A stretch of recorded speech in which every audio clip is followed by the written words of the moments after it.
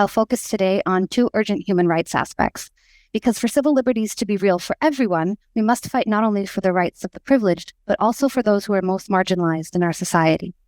While the Charter guarantees everyone freedom of expression, including protest as democratic participation, this right is not applied equally. Evidence shows that certain communities are disproportionately surveilled and targeted by Canada, suppressing their freedom of expression. First, the BCCLA has long raised concerns about Canada's targeting and criminalization of Indigenous land and water protectors. We're one of 60 Indigenous and civil society organizations calling for the dismantling of the RCMP's paramilitary unit called the Critical Response Unit, CRU, formerly the Community Industry Response Group. Amnesty International's 2023 report highlighted the ongoing human rights violations against Wet'suwet'en land defenders opposing the Coastal GasLink pipeline. The CRU has used unlawful surveillance, disturbing excessive force, harassment, and dispossession, despite the Wet'suwet'en's legal right to oppose projects on unceded land without consent. Similar violations occurred at Ferry Creek blockade, where their arbitrary and illegal exclusion zones violated charter rights, including freedom of the expression of the media. Disturbing recordings played in court revealed that CRU officers were referring to Indigenous land defenders as, quote, orcs and ogres, while mocking missing and murdered Indigenous women.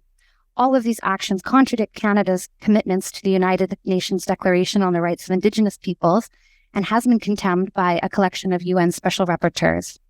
The CRU is currently subject to over 500 citizen complaints, serious lawsuits, and an outstanding investigation by the chairperson of the Civilian Review and Complaints Commission for the RCMP. The CRU is now collaborating with local police to target Palestine solidarity demonstrations without any public transparency. This brings me to the second pressing issue, the extreme chill and political expression that we are witnessing on free expression in solidarity with Palestinian human rights or critical of the State of Israel. This year, the International Court of Justice ruled that Israel is likely committing genocide in Gaza, as well as committing ongoing apartheid and illegal occupation of Palestine. The UN Special Committee now found Israel's warfare consistent with genocide, including use of starvation as a weapon of war. Yet Canada continues to support and provide arms to Israel. We have written numerous letters to police and Crown prosecutors regarding unconstitutional or disproportionate criminal charges and police response against protesters. For example, the CRU labeled Palestine solidarity protests as, quote, pro-Hamas and terrorist-supporting, an untrue smear that fuels anti-Palestinian racism. Such language has also been used by many politicians and police. Recently, the Ministry of Heritage published the Canadian Handbook on the IHRA Working Definition of Antisemitism, which advocates for implementation in policing and across society.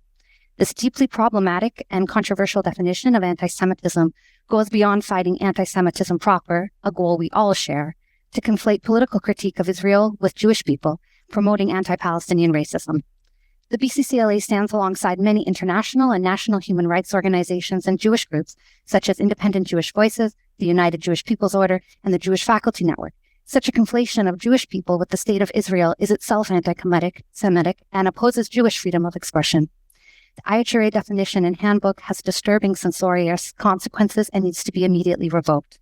Dr. G's testimony before this committee is but one example of the regular calls we receive from people who are losing their jobs, facing discipline, harassment, or unjust police charges for exercising their charter rights. I myself personally have fear speaking publicly before the committee on this issue. But as a person who is both half Jewish and half Lebanese, I believe that the human rights and liberation of all people is never opposing but interconnected, because suppressing one group's rights leads to suppression of everyone's rights.